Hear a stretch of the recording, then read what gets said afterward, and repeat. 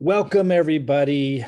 BNB Stake, what's going on? So the other day I put out a video, my community shared that video. Some of them shared their own insights in addition about BNB Stake. And I think I made a mistake when I shared the news about BNB Stake. And the mistake that I made was I think I overemphasized that there could be people behind this that do shenanigans. Now, listen, there could be people behind this that can do shenanigans. But upon deeper analysis, I would say that there's much less of a likelihood of that.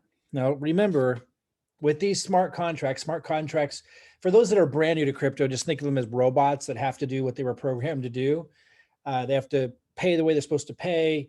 They can't do any shenanigans. They have to follow the logic that's promised, and they get audited. Now, this one was audited, this smart contract, to make sure. See, audits are common with smart contracts to make sure that there's no backdoors, that there's no code that's hidden in there, or maybe somebody could sneak in like a backdoor and steal the crypto. And I had talked about that in my previous videos and really, I think, overemphasized that as a possible concern on the heels of Beurax and some other programs that ran off of people's cryptocurrency. So I really wanted to be careful about people jumping into this that kind of follow me, even though if you had jumped into this, you would have made a ton of money by now.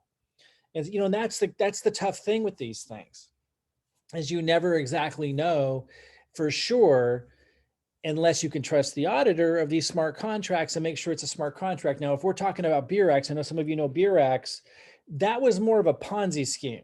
And so I thought I would take a little bit more time to clarify how to categorize these things and how to assess the risk. Now, full disclosure, I'm not going to share an affiliate link of my own on this, even though I know I'd make a little money if I did. And the reason for that is I don't want there to be any misunderstanding about where my focus is at, because I have thrown quite a bit of BNB into this thing. And when I throw a lot of BNB into this and I put my affiliate link, then that might look like I'm encouraging those of you, who follow my advice into this. And I don't want you to end up losing crypto and have that jeopardize, you following my advice in the future, because the advice that I am really buckling down on right now are programs that have a lot of value behind them to go the test of time. So those are projects like, Peak DeFi, and you can see like it's adding up. It's giving me this free token because I'm staking this. This is something that's on real exchanges and they're building real value. There was also energy. I've made 50 grand last week in energy. I'm making tons of Peak, which I'm trading for BNB every other day with this one. And I don't want people, as I talk about this, I just want you to know, yes, I have a lot of BNB in this. Like I put 181 BNB, a good little amount.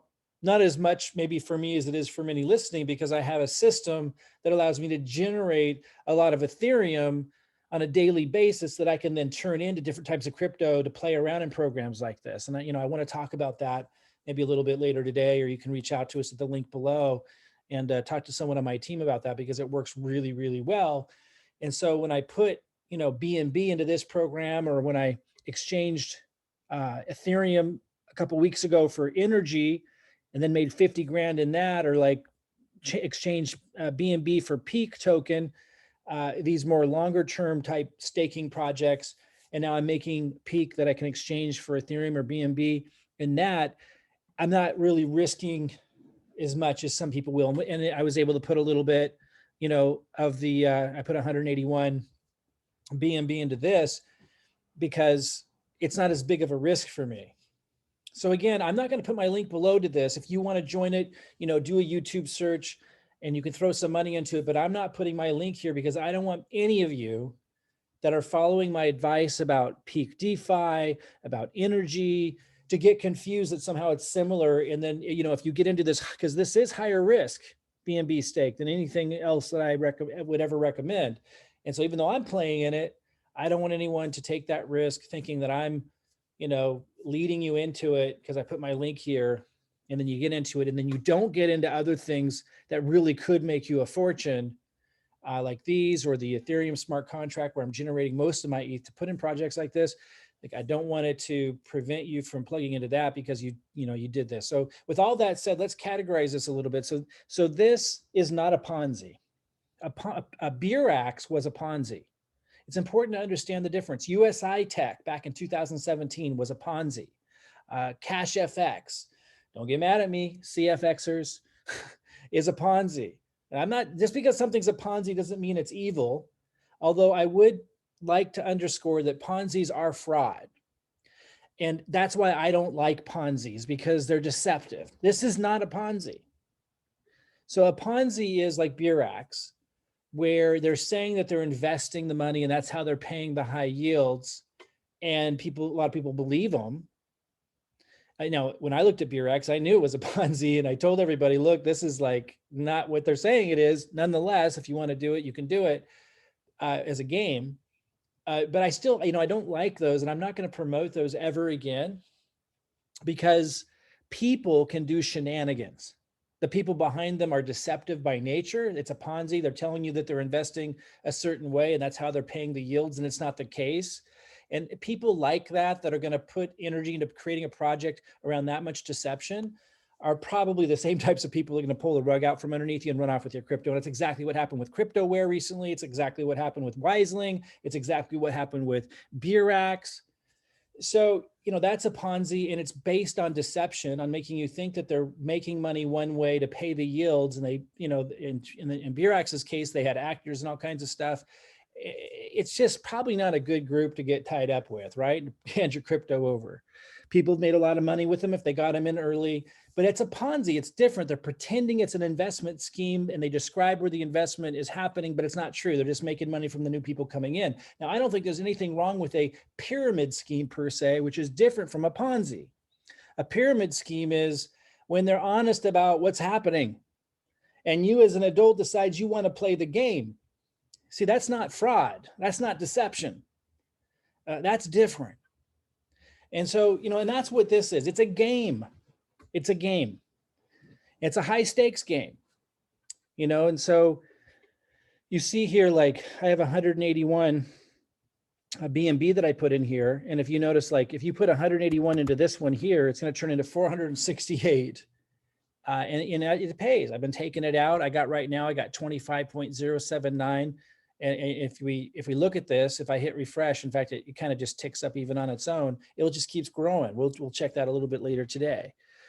So I could take that out right now. I've done it many times. I'm going to let it add up in here, just let it sit there, because I've been taking it out so many times. I already trust the process. I trust this smart contract. Does that mean that there couldn't be a back door in the code secretly hidden somewhere where people could come pull off some shenanigans and take all the crypto out? It's possible, but I would say by this stage of the game, it's been around long enough and it is audited. And I've talked to people who have been around the industry, and it has a very good reputation. In fact, some of you have heard of Tron Stake.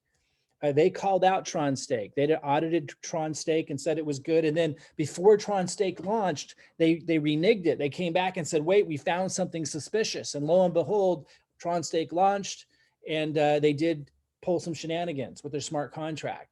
And so this company that did the auditing, which is, I think they're called Hayes.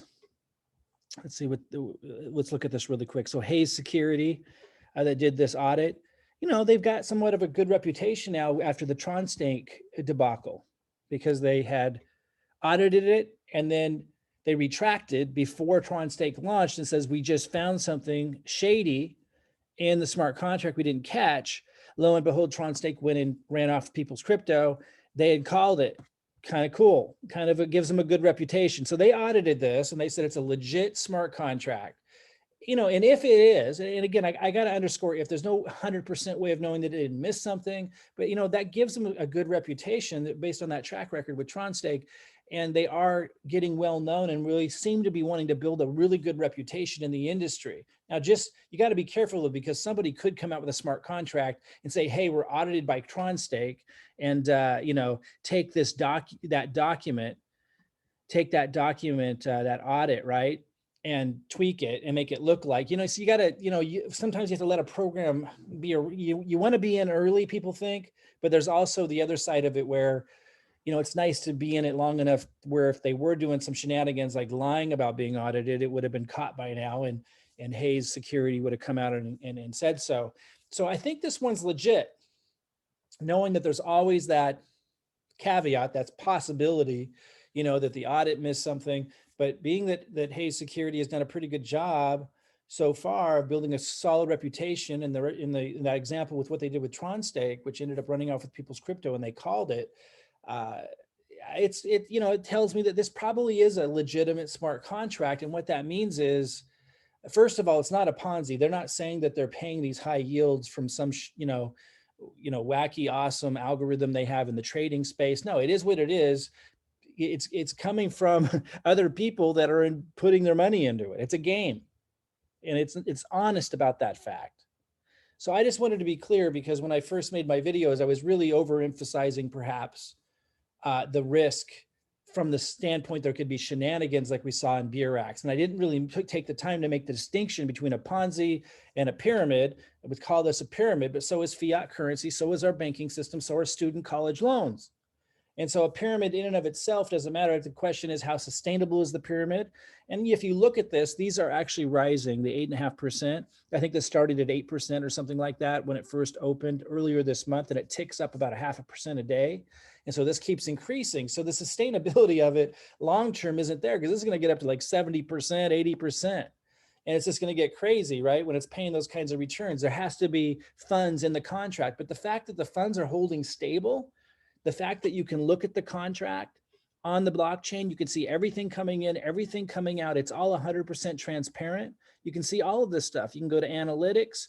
You can analyze all of this stuff, and you can gather what you will. Now, some people say, "Oh, it's gonna go down." Not necessarily, guys. There's lots of instances where something kind of levels out, and then it takes off again. And this has that potential. There was a clone that just came out yesterday, an exact copy called FOMO Stake. And if you look here, the first day, 5,355 BNB dumped into this thing on the first day. And people think, oh, this is less risky because it's brand new if I get in early. Well, not necessarily. But it did kind of take a lot of the funds from this one that was really rocking and rolling. And if you look at this, and it's, people knew it was coming. They were getting ready for the launch. It's pretty impressive that a clone copycat came out yesterday. Exact same thing without as nice of a user interface, almost exact. There are some slight differences. I'll mention one in a minute that people again might think is an advantage, but isn't necessarily an advantage. CryptoWare was an example of it. I'll get to that in a second. But I don't know if this is less than 24 hours, basically in one day, 5,355 BNB thrown into this thing, not necessarily a good sign. Could be, but not to me. And I'll tell you why. A lot of the money came from BNB Stake success. So you see this, it says total BNB staked, and this says total contract balance. The difference between these two numbers is how much people have profited in BNB Stake so far. And this just launched like 3 weeks ago.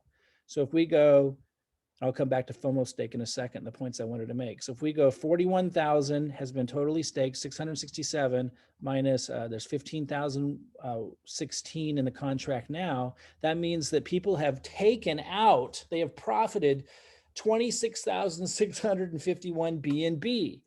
And I know the prices are fluctuating right now. It's just $231 per BNB. It was 260, but that's like 6,156,000 that's been profited by people who participated in this thing in the last few weeks since it's launched. That's crazy. And so some of it went over here into the clone, the copycat version, FOMO Stake, when it launched yesterday, about 5,360 of it. And maybe some of this is new money, but I doubt it. Most everybody who came into the copycat came from BNB Stake.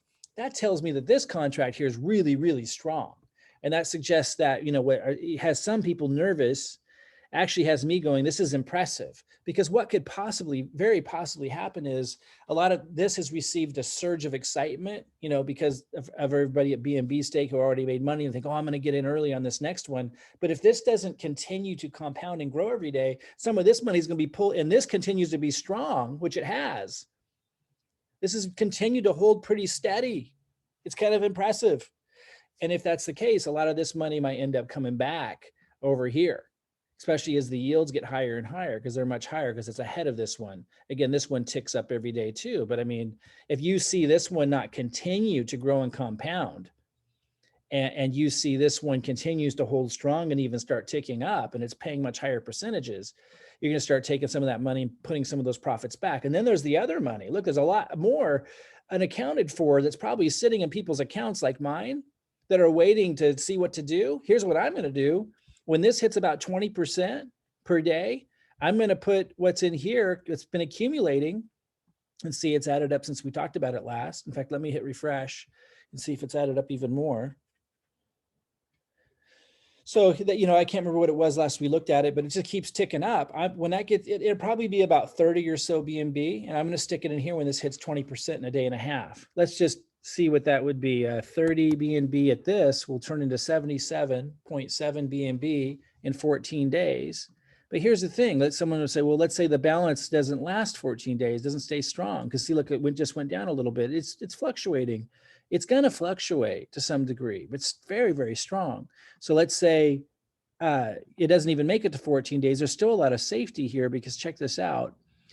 77, I'm going to make 77, I'm going to turn that into 77.7 BNB, right? You divide that by 14. So if I put 30 BNB in there, that's going to be 5.55 BNB I make per day. So it only take about 5 days, you know, to get the 30 back, a little over 5 days, 5.2 days, you would get your 30 BNB back. Now I'm going to wait and put it in when this hits 20%, so I get it back a little faster. And I know there's a lot of people that are kind of waiting to, you know, take some of the profits, and they've already taken it out. I haven't taken this one out. I've taken a lot out already. And a lot of people have taken BNB out of this thing, as we can see right here. Because again, the difference between these two numbers is the profit people have taken out.